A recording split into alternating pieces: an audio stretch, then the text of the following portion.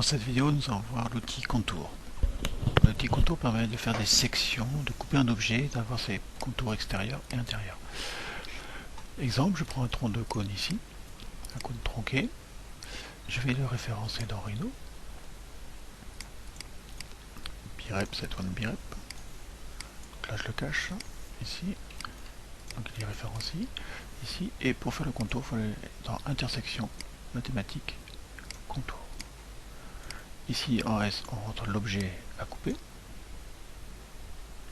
En P, le point de départ. Ici, le point de départ, c'est 0, 0, 0. Donc je vais rentrer double-clic 0,0,0. Ça crée un point aux coordonnées 0, 0, 0. En N, c'est le vecteur normal. Ici, moi, je veux me déplacer ma section, comme si je voulais déplacer un couteau et couper les tranches comme ça, horizontales. Donc ça veut dire que je vais déplacer mon couteau sur l'axe Z. Donc vecteur Unix Z. Et D, la distance de découpe. Exemple, ici, je vais faire un slider qui va jusqu'à entre 0 et 10. Et là, je découpe tous les 5. Donc je vais masquer ça. Voilà. Ici, je découpe tous les 5 mm. Puis au fur et à mesure que je diminue l'espacement, en fait, j'ai une coupe de mon objet tous les 1 mm jusqu'à temps que l'objet ne soit plus coupé. Et en sortie, ici, j'ai un certain nombre d'éléments. Ici, a priori, j'en ai 15. Et si je regarde ce que je reçois à la sortie sont normalement des courbes.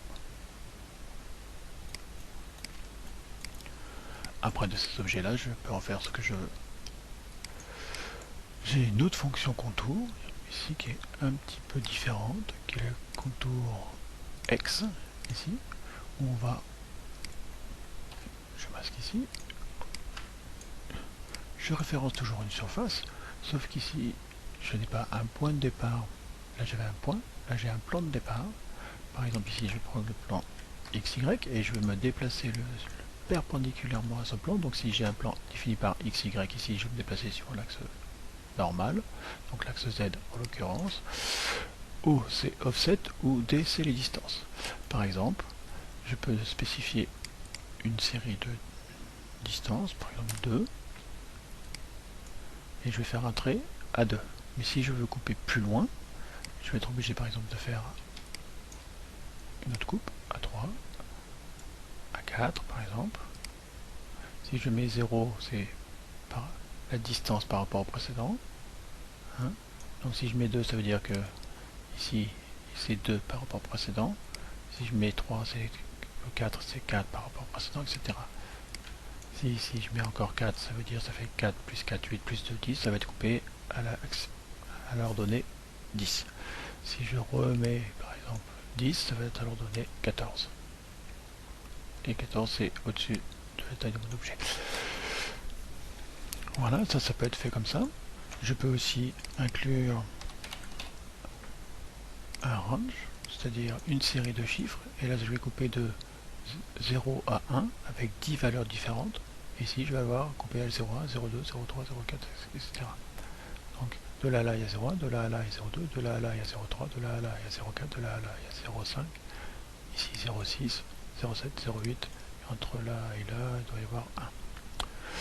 Voilà, ça pourrait être aussi mis dans un graph mapper.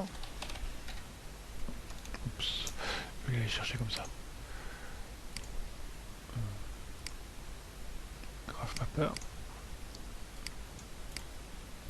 Graph type ciné. Ici, comme je vois pas beaucoup d'évolution, je vais mettre un multiplicateur.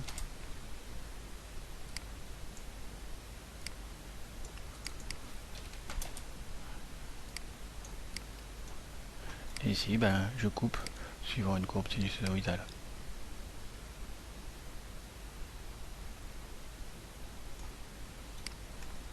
Attention, ici sont des offsets, donc à chaque fois j'augmente l'écart.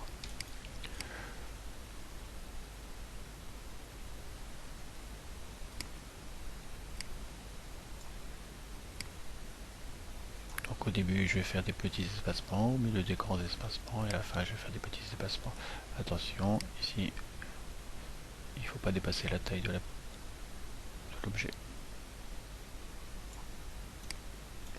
Voilà. Le plus utilisé, c'est ce composant-là. Il sera beaucoup utilisé pour faire des sections et peut-être pour créer votre propre slicer pour générer du code pour envoyer dans votre imprimante 3D ou autre. Mais il sert aussi à faire des coupes d'objets de façon à les trancher. C'est ce qu'on va voir dans le tutoriel suivant sur la fonction orient.